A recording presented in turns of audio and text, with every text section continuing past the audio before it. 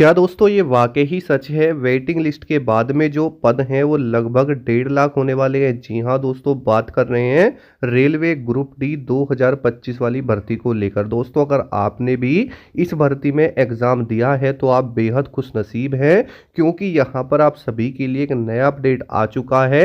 अब देखिए दोस्तों, मैंने एक जगह देखा है और इसकी काफ़ी बात भी चल रही है कि ये वेटिंग लिस्ट क्या है और उसके बाद में जो पद हैं क्या वाकई ही ये 1.5 लाख हो जाएंगे। और अगर दोस्तों ऐसा होता है तो फिर तो दोस्तों आपकी जो कट ऑफ है वो काफ़ी ज़्यादा डाउन चली जाएगी। जी हाँ दोस्तों, आपने बिल्कुल सही सुना, क्योंकि अब तक दोस्तों 1.5 लाख वैकेंसी नहीं आई है। साथ ही दोस्तों बात करने वाले हैं कि एग्ज़ाम होने के बाद में कैंडिडेट्स का जो डाटा आया है वो भी जोन वाइज, वो सारा ही मैं आपको दिखाऊंगा। और ये जो डाटा है ना दोस्तों, बिल्कुल रियल वाला है। और ये रियल वाला जो डाटा आया है ये उन बच्चों ने खुद दिया है जिन्होंने एग्ज़ाम दिया है, ठीक है। यानी आप ही में से वो बच्चे हैं, हो सकता है आपने भी यहाँ पर जो है वोट करी हो, तो यहाँ से आपको काफ़ी कुछ पता चलेगा। और ये डाटा लगभग दोस्तों 1 लाख प्लस कैंडिडेट का है, ठीक है। तो ये यहाँ से आपको पता चल जाएगा कि इस बार बच्चों ने कितने क्वेश्चन अटेम्प्ट किए हैं। और ये डाटा दोस्तों मैं आपको जोन वाइज दिखाऊंगा, हर जोन का अलग अलग, ठीक है। साथ ही दोस्तों हम यहाँ पर जोन वाइज बात करने वाले हैं कि किस जोन में कितने फार्म भरे गए हैं, कितनी अटेंडेंस रही है, किस जोन में सबसे कम बच्चे हैं, साथ ही कौन से जोन की कट ऑफ कम रह सकती है, कौन की सबसे ज़्यादा रहेगी, साथ ही अटेंडेंस किस जोन की सबसे कम रही है। उसके बाद में हम कट ऑफ को लेकर बात करेंगे कि जो आपकी कट ऑफ है वो कौन कौन से फैक्टर्स पर डिपेंड करती है। साथ ही हम नॉर्मलाइजेशन को लेकर भी बात करेंगे और सब्जेक्ट वाइज सेफ स्कोर भी जानेंगे कि किस सब्जेक्ट में आपने कितने क्वेश्चन अगर अटेम्प्ट किए हैं तो आप बिल्कुल सेफ हो। साथ ही हम दोस्तों यहाँ पर आपका category wise general, OBC, EWS, SC ST को भी लेकर बात करेंगे और रो मार्क्स और कट ऑफ इन दोनों के बारे में अच्छे से डिस्कशन करेंगे। तो ये वीडियो आपके लिए बहुत इंपॉर्टेंट है और आपके दिमाग में जितने भी सवाल चल रहे हैं, चाहे वो वैकेंसी से रिलेटेड है, चाहे नॉर्मलाइजेशन से रिलेटेड है, चाहे एक्सपेक्टेड कट ऑफ से रिलेटेड है, चाहे आंसर की से, चाहे रिजल्ट से, वो सारे ही आपके बिल्कुल क्लियर हो जाएंगे, ठीक है। तो देखिए, सबसे पहले तो आप यहाँ पर एक बात को समझिए बिल्कुल ध्यान से, ठीक है। क्योंकि एक चीज़ कैंडिडेट्स के दिमाग में सबसे ज़्यादा है कि सर इस बार जो वैकेंसी है वो बहुत कम है ना। अब देखो दोस्तों, थोड़ा सा आप यहाँ पर ध्यान दीजिए। देखिए दोस्तों, हम अगर वैकेंसीज की बात करते हैं तो इस बार जो वैकेंसी है आपकी बहुत कम है। अगर देखा जाए ना तो पिछले की जो 3 वैकेंसियाँ हैं सबसे कम। दोस्तों आपकी जो 2018 में वैकेंसी आई थी उसमें आपकी 62,000 पोस्ट थी। उसके बाद में एक 2019 में वैकेंसी आती है, उसमें लगभग आपकी 1 लाख समथिंग के पोस्ट थी। उसके बाद ये 2024 में जो पोस्ट आई इसमें आपकी 32,000 समथिंग थी। अब एक बात बताऊं, मान के चलो इस 1 लाख वाली वैकेंसी में किसी बच्चे ने फॉर्म अप्लाई किया और उसका सिलेक्शन भी हुआ, लेकिन उसने ज्वाइन नहीं किया, ठीक है। तो वो जो सीट है वो कहाँ जाएगी? वो दोस्तों वेटिंग। दोस्तों वीडियो में आगे बढ़ने से पहले आप सभी के लिए एक गुड न्यूज़ है दोस्तों। अगर आप रेलवे एग्ज़ाम की तैयारी कर रहे हैं, चाहे ग्रुप डी हो, एनटीपीसी हो या कोई भी अदर एग्ज़ाम हो जो रेलवे से संबंधित है, तो आपकी तैयारी को और भी ज़्यादा मजबूत करने के लिए मैं लेके आ चुका हूँ बेस्ट कंटेंट। दोस्तों रीजनिंग, मैथ, जीके, साइंस सभी का कंटेंट आपको यहाँ पर मिल जाएगा। ये दोस्तों आपका अग्रवाल एग्ज़ाम कार्ड का पूरा कंटेंट रहने वाला है। देखिए दोस्तों, सबसे पहले हम यहाँ पर बात करेंगे रेलवे ऑल एग्ज़ाम, चाहे NTPC, group D, JE, ALP technician या फिर आरपीएफ कांस्टेबल, एसआई में जो पूछा जाता है आपका जनरल अवेयरनेस और आपका जनरल साइंस। दोस्तों ये आपका चैप्टर वाइज और टाइप वाइज मिलेगा। साथ ही जो प्रीवियस ईयर क्वेश्चन आते हैं ना वो सारे आपको मिलेंगे चैप्टर वाइज। और 7100 यानी 7100 प्लस टीसीएस पर बेस जो आपके प्रीवियस ईयर है ना, वो सारे आपको यहाँ पर मिलते हैं, वो भी टॉपिक वाइज, ठीक है। यानी दोस्तों काफ़ी अच्छी तैयारी आपकी जीके और साइंस की यहाँ से हो जाएगी। साथ ही दोस्तों अब हम बात करते हैं रेलवे की मैथ्स की बुक की, जो कि आपके चैप्टर वाइज और टाइप वाइज है। ये भी आपकी सभी एग्जाम के लिए है। इसके अंदर भी आपको लगभग 38 चैप्टर्स और 1400 से भी ज़्यादा टीसीएस पर बेस्ड प्रीवियस ईयर क्वेश्चन देखने के लिए मिलते हैं। और दोस्तों आपके हर टॉपिक के यहाँ क्वेश्चन मिलेंगे, वो भी आपके सोल्व कैसे करने हैं, ट्रिक की सब चीज़ आपको मिलेंगी। यानी आपके हर एग्जाम के जो प्रीवियस ईयर पूछे गए हैं ना, उनके विद सॉल्यूशन यहाँ पर आपको क्वेश्चन मिलेंगे। उसके बाद दोस्तों सबसे इंपॉर्टेंट जो कि रेलवे के लिए होती है वो है रीजनिंग। अब देखिए दोस्तों, ये NTPC, group D, JE, ALP technician, RPF constable, SI सभी में आती है। और एक चीज़ से आप सोचिए कि ये आपके एग्जाम की ना दोस्तों एक तरह की रीढ़ की हड्डी है, क्योंकि अगर आपकी रीजनिंग मजबूत है ना तो आप अच्छा खासा स्कोर कर लेंगे। और ये सारी चीज़ें आपको इस किताब में मिलेंगी। इसके अंदर भी आपको प्रीवियस ईयर क्वेश्चन मिलती हैं, साथ ही आपके टॉपिक वाइज, चैप्टर वाइज और एग्जाम वाइज, और पिछले बार जो क्वेश्चन पूछे गए हैं आपके अलग अलग एग्जाम्स में, और विथ सॉल्यूशन आपको यहाँ पर सारी चीज़ें मिलती हैं। और ये कंटेंट आपका बड़ा ही ज़बरदस्त है। अब आपके सामने रेलवे की बहुत सारी वैकेंसीज हैं, इनकी जो लिंक है आपको नीचे डिस्क्रिप्शन में मिल जाएगी, जाइए और अभी परचेज कर लीजिए। लिस्ट में आएगी या नहीं आएगी, यानी मान के चलो 1 लाख बच्चा है, ठीक है, और फाइनल सिलेक्शन तक उन्हें 1,03,000 बच्चे चाहिए थे। लेकिन कुछ बच्चों ने सिलेक्शन तो लिया, उसने एक सीट को तो वहां पर अपनी जगह बना के रखी, लेकिन उसने ज्वाइन नहीं किया, या तो वो कहीं और पर सेलेक्ट हुआ या कुछ भी रीजन रहा हो, लेकिन वहां पर उसने ज्वाइन नहीं किया। तो वो सारी सीटें किस में ऐड होके आती हैं दोस्तों, वेटिंग लिस्ट में। अब एक बात बताओ, जो ये वैकेंसी आपकी 32,438 आपके सामने है, तो ऐसा अब सुनने में आ रहा है दोस्तों, हालांकि इसको लेकर कोई ऑफिशियल नोटिफिकेशन रिलीज नहीं हुआ, लेकिन ऐसी जो चर्चाएं बनी हुई है उसको हम क्लियर कर लेते हैं। तो ऐसा बताया जा रहा है कि 1.5 लाख पद हो सकते हैं। तो इसमें कितनी सच्चाई है, तो सबसे पहले तो आप एक बात समझो दोस्तों। देखो होता क्या था, जो रेलवे ग्रुप डी की वैकेंसी है वो काफी लंबे अंतराल पे आती थी। जैसे मान के चलो 2019 के बाद सीधी 2024 में आई। हालांकि उस बीच में कुछ थोड़ा जो है लॉकडाउन का भी सिस्टम रहा था, लेकिन वो चीज़ नहीं है। आप एक चीज़ समझो, देखो अगर आप एक ही वैकेंसी में आपको 1 लाख पोस्ट दे दी जाए, है ना, आपको, और उसमें एक चांस मिलेगा, अगर वही 1 लाख पोस्ट 5 बार में दी जाए, ठीक है, तो आपको कितने चांस मिलेंगे, 5 चांस मिलेंगे। हालांकि ये चीज़ दोस्तों सही हो भी सकती है, नहीं भी, वो अपना अपना नज़रिया है। आप किस नज़रिए से उस चीज़ को देखते हैं वो अलग चीज़ें हो सकती है। लेकिन आप एक बात समझिए, अब यहाँ पर आपकी 32,438 वैकेंसी है, और उसी बीच में एक 22,000 वैकेंसी का नोटिफिकेशन आया है कि आपके सामने 22,000 पोस्ट आ चुकी है। तो क्या ये जो वेटिंग लिस्ट वाली वैकेंसी है वो ऐड होकर के आई है या कौन सी आई है, वो भी हम समझेंगे। अब सबसे पहले दोस्तों आप यहाँ पर कैंडिडेट्स का डाटा समझिए। देखो हमने ये जो पोल करवाया है आपके एग्जाम होने के बाद का है, पहले का नहीं है, पहली तो ये चीज़ है। दूसरी चीज़ क्या है कि हमने इससे पहले जो भी आपके एग्जाम्स हुए हैं और उस दौरान जो वहाँ पर हमने पोल करवाया था और उसका जो रिजल्ट हमें मिला था, लगभग दोस्त आपकी जो कट ऑफ थी वही सेम रही थी, लगभग लगभग। तो ये आंकड़े काफ़ी कुछ कहते हैं, क्योंकि इसमें कोई एक बच्चा नहीं है, इसमें लाखों बच्चों ने जो है वोट करा है, ठीक है। तो हमने यहाँ पर पोल करवाया और उसमें लिखा था कि रेलवे ग्रुप डी एग्जाम में आपने कितने क्वेश्चन अटेम्प्ट करे हैं। तो आप यहाँ देखेंगे सबसे ज़्यादा बच्चों ने जो टिक किया है वो 73 से 82 वाला किया है, यानी लगभग 46% बच्चा ऐसा है जो कि 70 से 80 के बीच में है।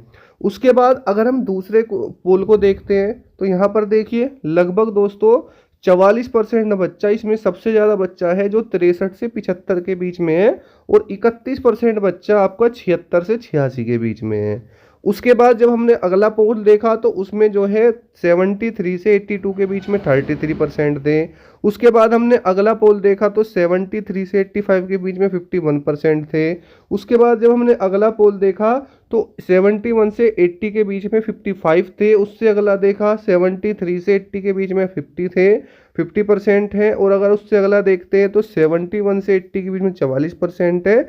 और उससे अगले में भी दोस्तों 51% बच्चा ऐसा है जो 70 से 80 के ही बीच में है। इससे दोस्तों एक चीज़ तो पता होती है कि देखो अटेम्प्ट जो होता है ना, अटेम्प्ट करने का मतलब होता है अलग और क्वेश्चन सही होना होता है अलग। यानी इससे ये तो पता चला है कि ज़्यादातर बच्चे ने 70 से 80 के बीच में ही अटेम्प्ट किया है, तो फिर तो उनका अटेम्प्ट बहुत अच्छा हुआ, तो बिल्कुल अच्छा हुआ। अब इससे एक चीज़ क्या समझते हैं, लगभग दोस्तों अगर कोई 70 से 80 के बीच में अटेम्प्ट कर रहा है तो उसके जो नंबर बनेंगे ना जा करके वो दोस्त 60 से 65 के बीच में बनेंगे। अब आप बोलेंगे कि सर उसने तो अटेम्प्ट तो 70 से 80 के बीच में किया है, तो आप 60 से 65 नंबर कैसे बता सकते हैं। अगर दोस्त मैं आपसे ही इस चीज़ को पूछूँ ना, आप भी वीडियो देख रहे हैं, अगर आपने मॉक टेस्ट दिया होगा और आप किसी मॉक टेस्ट में ये सोचते हैं कि मैंने 70 क्वेश्चन अटेम्प्ट करके उस मॉक टेस्ट को बंद कर दिया, तो उसमें लगभग आपके 8 से 10 क्वेश्चन के आसपास तो भाई ना चाहते हुए भी गलत हो जाते हैं, नहीं हो जाते। जब आप ये कोशिश करोगे ना कि भाई मेरा एक भी क्वेश्चन गलत ना हो, तब भी इतना गलत हो जाएगा, होगा या नहीं होगा। और ऊपर से नेगेटिव मार्किंग भी है। तो अगर आप 70 से 80 के बीच में भी अटेम्प्ट कर रहे हैं ना, तो भी आपका जो रो स्कोर है वो 60 से 65 के बीच बनेगा, क्योंकि 1/3 की नेगेटिव मार्किंग भी इसके अंदर मौजूद है। अब इतने नंबर क्या कम है? नहीं, इतने नंबर दोस्त बहुत अच्छे हैं, क्योंकि रेलवे के अंदर नॉर्मलाइजेशन भी होता है, और जब आपकी एक्सपेक्टेड कट ऑफ निकल के आती है तो वो आफ्टर नॉर्मलाइजेशन ही आती है। इस चीज़ का आपको भी पता होना चाहिए, क्योंकि बहुत सारे बच्चे इस कन्फ्यूजन में रहते हैं कि सर जो कट ऑफ आती है वो तो बहुत कभी कभी हाई भी गई है, कम भी जाती है। तो ऐसा नहीं है, वो आफ्टर नॉर्मलाइजेशन आती है। तो पहली चीज़ तो ये हो गई कि जो बच्चा 70 से 80 के बीच में अटेम्प्ट कर रहा है, उसका जो स्कोर है वो 60 से 65 के आसपास दोस्त बनेगा ही बनेगा, ये बात पक्की है, ठीक है। उसके बाद अगर आप जोन वाइज यहाँ पर बात कर ले कि सर जोन वाइज हम अगर देखते हैं कि कहाँ पर कितने फार्म भरे गए हैं, तो जो टोटल फार्म भरे गए हैं वो 1,08,22,000, 1,08,000 समथिंग फॉर्म भरे गए हैं, ठीक है। तो आप ये मान के चलना, सॉरी 1 लाख नहीं, सॉरी 1 करोड़, ठीक है, 1,08,22,423 फार्म आपके भरे गए हैं, है ना। तो उसके बाद में अगर आप देखोगे तो सबसे जो ज़्यादा जो फार्म भरे गए हैं वो आपके मुंबई जोन में है, लगभग लगभग 15,59,100 फार्म, ठीक है। उसके बाद सिकंदराबाद में भी 9 लाख के आसपास है, चेन्नई में भी 11 लाख के आसपास है, और अगर आप बिलासपुर में देखते हैं तो लगभग यहाँ पर आपके 4,32,000 समथिंग है। और अगर आप गुवाहाटी में देखते हैं, ठीक है, तो गुवाहाटी में कितने हैं? लगभग 10,72,000 फार्म भरे हुए हैं। तो आप ये देखिए कि कितने, अगर हम अटेंडेंस की बात करें ना भाई, तो लगभग 60 से 65% आपकी अटेंडेंस रही है। अगर मोटा मोटा तौर पे देखोगे ना, तो आप ये लगा लो कि लगभग 65 लाख के आसपास बच्चे ने भाई पेपर दिया ही दिया है। हो सकता है ये आंकड़ा थोड़ा सा गिर जाए, हो सकता है 50 लाख बच्चा हो। अब आप बोलोगे सर 50 लाख कैसे हो सकता है, क्योंकि वैकेंसी तो अभी आई थी तो एक्टिव कैंडिडेट बहुत था, वो बात ठीक है। लेकिन अगर आप ये देखो ना कि इस बार जो एग्जाम सेंटर है वो लगभग दोस्तों बच्चों के काफ़ी दूर भेजे गए हैं। अगर मैं पहले की बात करता हूँ रेलवे ग्रुप डी भर्ती की, तो पहले लगभग आपका 50 किलोमीटर के आसपास तक कैंडिडेट का एग्जाम सेंटर जा रहा था, लेकिन इस बार भाई 300 किलोमीटर, 400 किलोमीटर, 100 किलोमीटर, 200 किलोमीटर, इस तरीके से कैंडिडेट के जो एग्जाम सेंटर है काफ़ी दूर दूर गए हैं, जो मैंने भी देखे हैं, ठीक है। तो इससे फर्क पड़ता है, क्योंकि वो सोचता है इतनी दूर में पेपर देने नहीं जाऊंगा। बहुत सारे बच्चे जाते भी हैं, बहुत सारे नहीं भी जाते, है ना। तो ये है, फिर भी आप मान के चलो कि 60 लाख बच्चे ने पेपर दिया ही दिया है, ठीक है। देखो दोस्तों, अगर हम यहाँ पर बात करते हैं कट ऑफ डिपेंड फैक्टर की, यानी जो कट ऑफ होती है वो किन फैक्टर्स पर डिपेंड आपकी करती है, कट ऑफ हाई जाएगी या लो जाएगी। तो सबसे पहले तो भाई होती है आपकी वैकेंसी, ठीक है। अगर आपकी वैकेंसी अच्छी खासी है तो कोई दिक्कत नहीं है, कट ऑफ से थोड़ी सी डाउन हो जाती है, लेकिन कम है तो ज़्यादा जाती जाती है, इस चीज़ का आपको भी पता है, ठीक है। दूसरी चीज़ होता है आपका एग्ज़ाम का लेवल, ठीक है। अगर एग्ज़ाम का लेवल थोड़ा सा डिफ़िकल्ट आ जाता है ना, तो क्या होता है, थोड़ा सा डिफ़िकल्ट आने की वजह से बच्चों के अटेम्प्ट डाउन हो जाते हैं, है ना। तो तीसरा अगर बात करते हैं अटेंडेंस, चौथा होता है सिलेक्शन प्रोसेस। अब जैसे यहाँ पर आपके सिलेक्शन प्रोसेस में एग्जाम में नेगेटिव मार्किंग भी है, उसके बाद फिजिकल भी है, मेडिकल भी है, डॉक्यूमेंट वेरिफिकेशन भी है।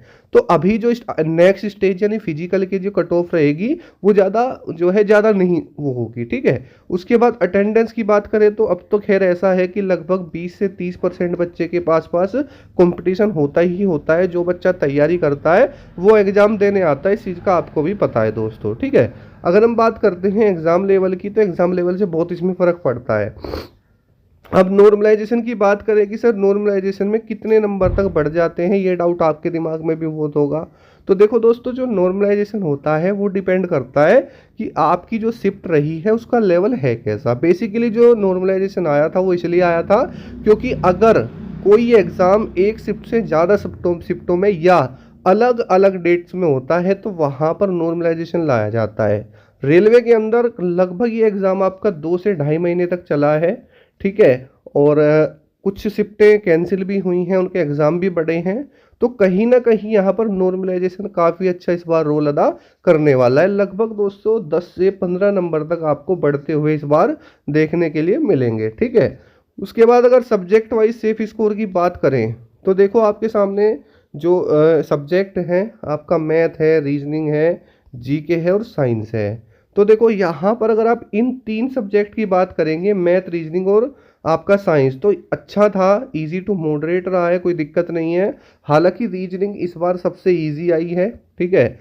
और अगर आप जीके की तरफ देखते हैं तो जीके में जो 20 क्वेश्चन हैं ये पूरे ही करंट अफेयर्स के थे, तो इससे थोड़े से बच्चे खुश नहीं है, क्योंकि जो समय उन्होंने पॉलिटी पे दिया, ज्योग्राफी पे दिया, स्टैटिक जीके पे दिया, है ना, इकोनॉमिक पे दिया, तो वो समय उन्होंने अगर वो करंट अफेयर्स पे ज़्यादा देते तो उनका अटेम्प्ट हो सकता था बढ़ जाए। लेकिन ये चीज़ स्टार्टिंग वाले बच्चों को नहीं पता थी, जिनका एग्ज़ाम आगे चलता रहा, और किसी को अगर 1 मंथ का या 20 दिन का भी समय मिल गया तो उन्होंने फिर करंट अफेयर्स पर ही ज़्यादा ध्यान दिया। तो ये चीज़ दोस्तों स्टार्टिंग वाले बच्चों के लिए सही नहीं थी, लेकिन बाद वाले जो बच्चे थे उनके लिए ये थोड़ी सी ठीक रही है, अगर आप देखते हैं आपके एग्ज़ाम के नज़रिए से। ठीक है, तो ये है। बाकी अगर मैथ्स की अगर आप बात करते हैं तो मैथ्स बढ़िया था, कोई दिक्कत नहीं।